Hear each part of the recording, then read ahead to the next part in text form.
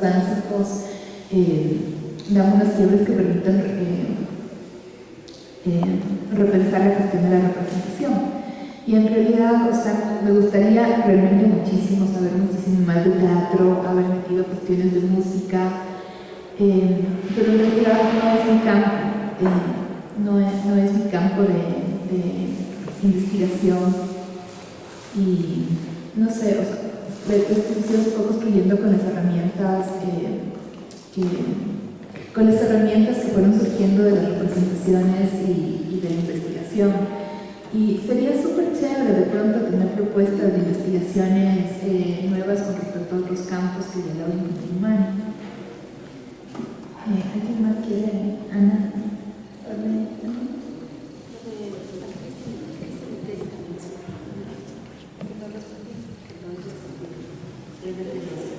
Medios de producción.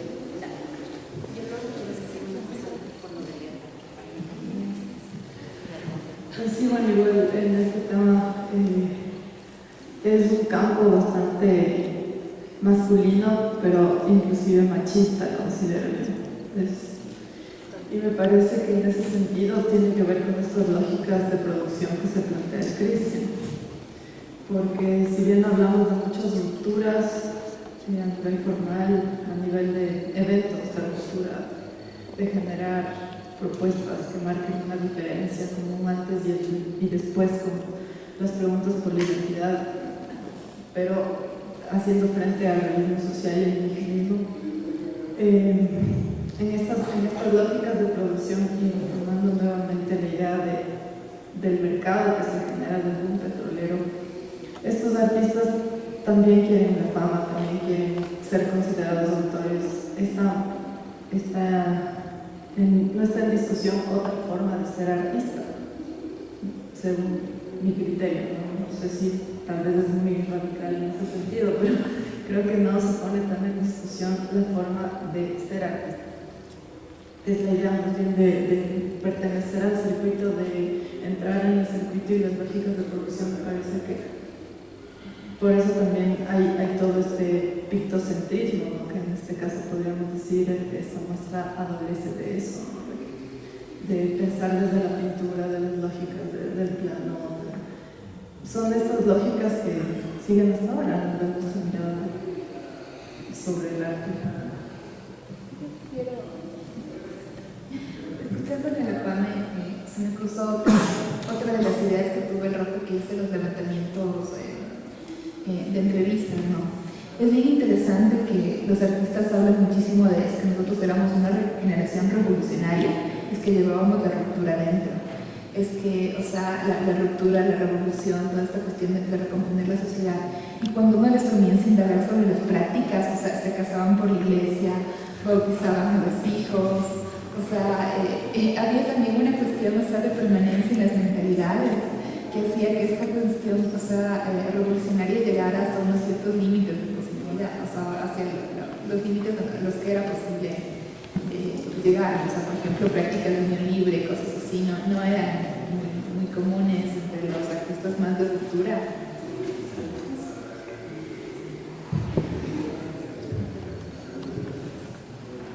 Yo quería justo hacer una reflexión sobre eso, porque la pregunta me parece súper pertinente. Lo habíamos conversado varias veces con la SUR, revisando sus notas de esa información que no aparece, ¿no?, tan fácilmente en la exposición, y creo que es súper importante. Si uno radicaliza la pregunta de Edgar, ¿no?, sobre cuál es el lugar de esas masculinidades y cómo se construyen ciertos sujetos que hoy nombramos con más facilidad en ese contexto específico, parece súper complicado. Y en algunas ocasiones yo pensaba, si lo vemos desde la perspectiva más de la teoría contemporánea, de la teoría crítica, si lo vemos desde las lecturas como de Butler o Spivak, y vamos a mirar qué es lo que sucedía en este contexto, digamos, en esta contextualización histórica, social, política e institucional, que, como decía la Pamela, como explicaba Susan, eran rupturas y eran modos de posicionarse frente a la institución que no necesariamente repensaban el problema de la cultura, o digamos en lugar una determinada diferencia cultural. Tampoco se planteaba frente al mestizaje ni frente al indigenismo, es decir, había una discursividad política, pero no necesariamente unos elementos en ese discurso sobre lo cultural en específico, ¿no? Era mucho más poderosa la discursividad sobre lo social, sobre la necesidad del cambio. Y entonces esa omisión no es una omisión, digamos, es una omisión sintomática y sistemática al interior de esos procesos.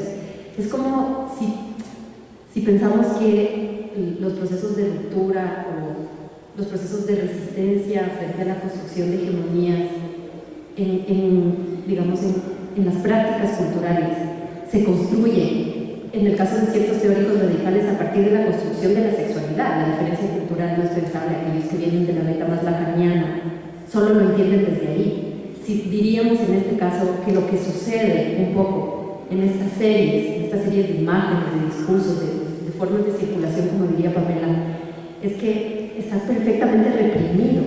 O sea, es que el tema esa es como la parte más sintomática del lugar del cuerpo, es el lugar que se le da a la sexualidad en esa propuesta pictórica y en la propuesta discursiva desde la misma formulación de lo que son las ideas políticas, desde las discusiones en el Café 77, desde el anecdotario, ¿no?, de la Pilar empieza, desde una serie de muchos signos desde donde los tomamos, incluso conversando ahora con los mismos artistas, si uno puede ver que ese es un signo perfectamente reprimido. Y quizás la ausencia de esa enunciación muestra también, digamos, la ausencia,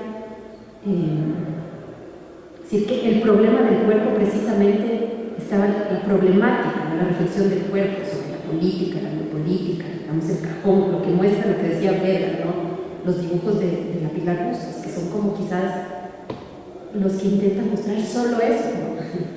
Sí, como específicamente eso, es aquello que no tenía, es decir, que no se nombraba, es decir, que parecía secundario, que parecía otro tema, y aparece constantemente en las pinturas. Y es muy loco porque frente a eso, tu pregunta, Eva, la han hecho muchísimos estudiantes. Es sistemático en los momentos de reflexión y la mediación, y cómo desde el entender de lo que es ser adolescente en la actualidad, o de lo que es ser joven ahora, o de las opciones, o de los temas que tienen que ver con reconocer la diferencia cultural, la diversidad, ¿no?, y la sexualidad, están ligados.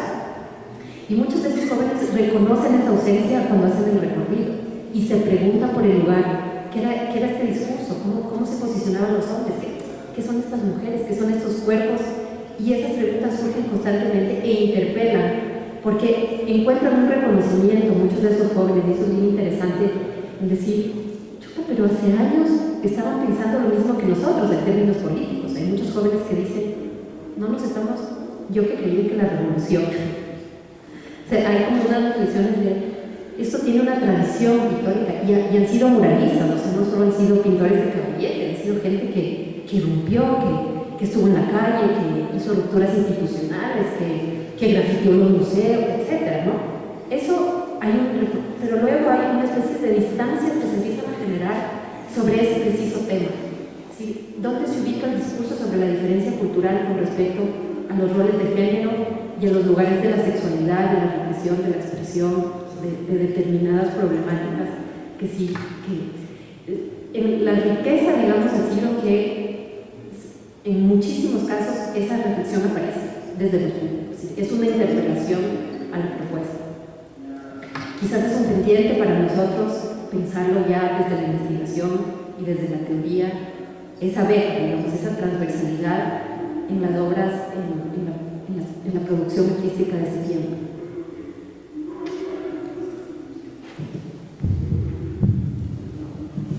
Uno de los, yo concuerdo con lo que ustedes están señalando, me parece que justamente uno de los logros que alcanza la muestra es historizar para el campo de las artes un momento que quizá para nuestro medio llega con retraso, pero un momento en el que la noción de vanguardia empieza a hacer aguas, empieza a problematizarse de una manera casi dramática.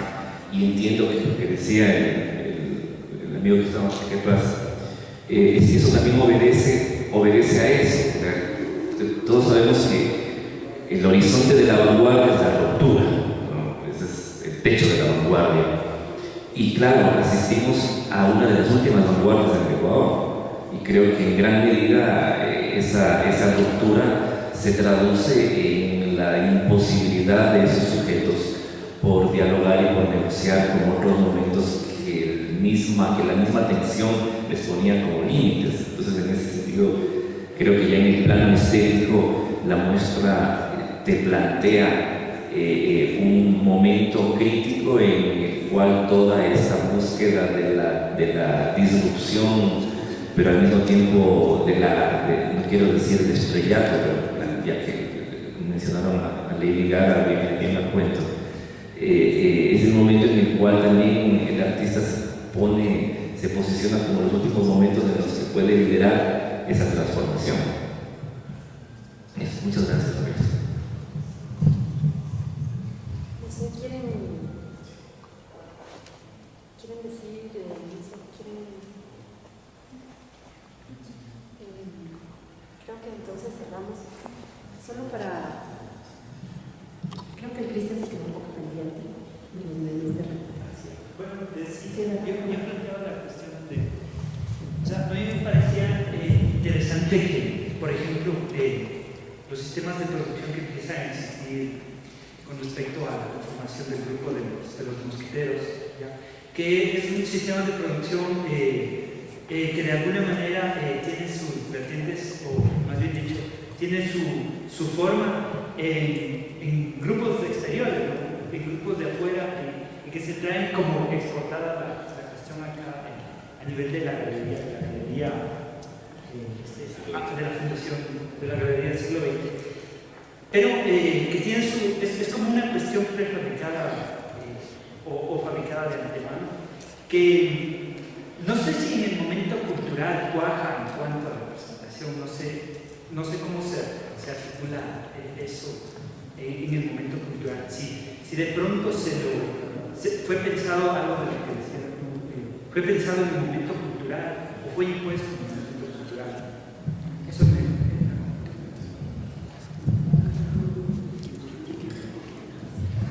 Bueno, ahí también es interesante mencionar que es justamente Wilson Ayo el que motiva a los artistas a conformarse como grupo.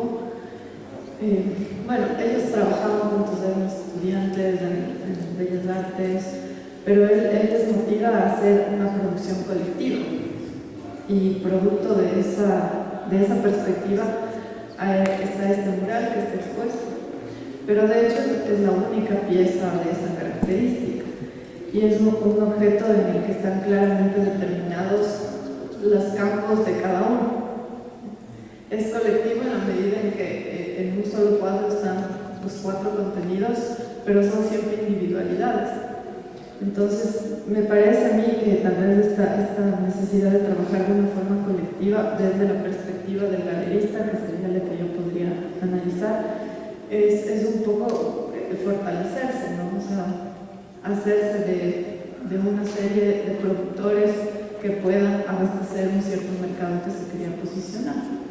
Claro que tuvo consecuencias muy interesantes en la representación, y el mural es igual un ejemplo de eso, pero me parece que siempre desde esta lógica del autor individual y de la necesidad de construirse como es un autor.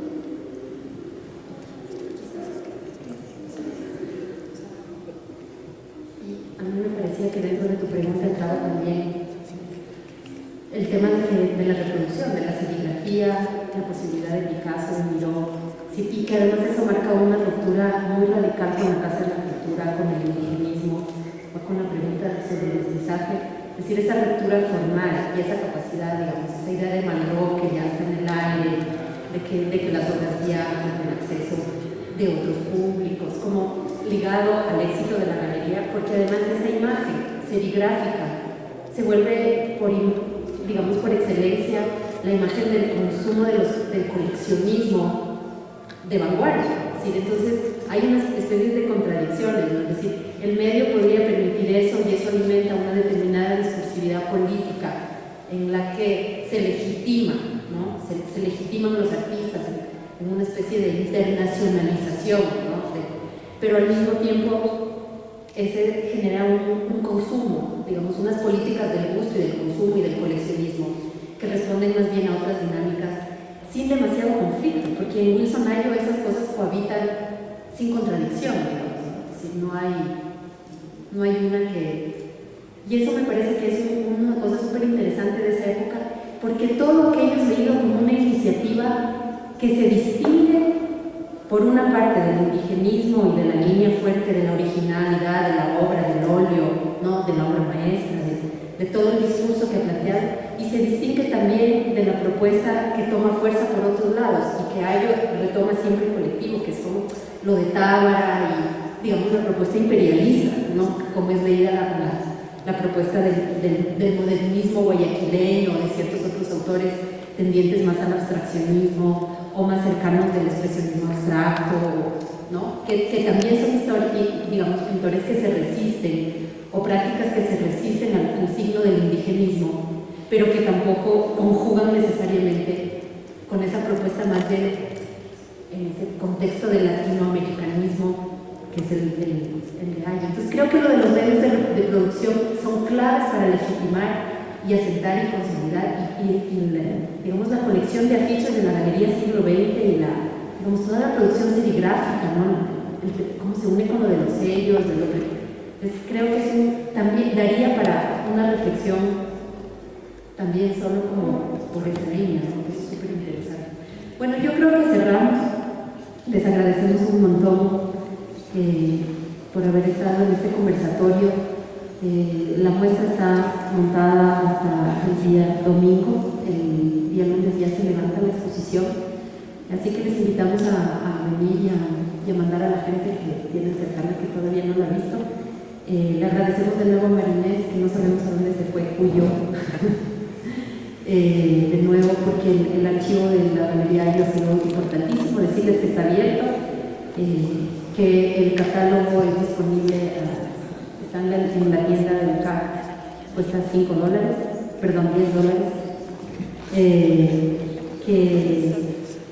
y bueno, que muchísimas gracias y que mañana inauguramos la exposición Sin ningún destino de la pelota cuadrada aquí en los pabellones, y les esperamos porque es una exposición, como ustedes saben, es una unidad de arte contemporáneo ecuatoriano y es una exposición que está muy interesante. Así que no dejen de venir y muchas gracias a todos. Gracias por